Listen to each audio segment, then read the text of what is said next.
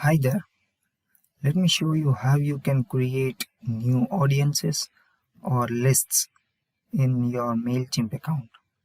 First of all, you have to go to this audience dashboard. Now, from this Manage Audience drop-down, click on View Audiences.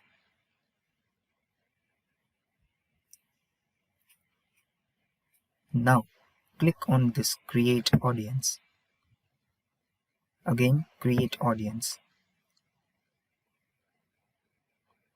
Over here, you can fill out the details about your new audience or list that you want to create, and your new MailChimp list or MailChimp audience is ready.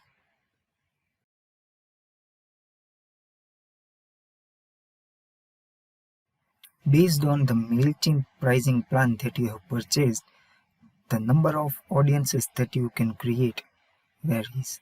So if you have a free plan, then you can create only one audience or one list. If you have an essential plan, then you can create up to 3 audiences or 3 MailChimp lists.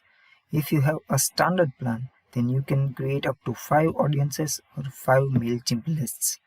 And if you have a premium plan, then you can have unlimited number of the MailChimp audiences or MailChimp lists.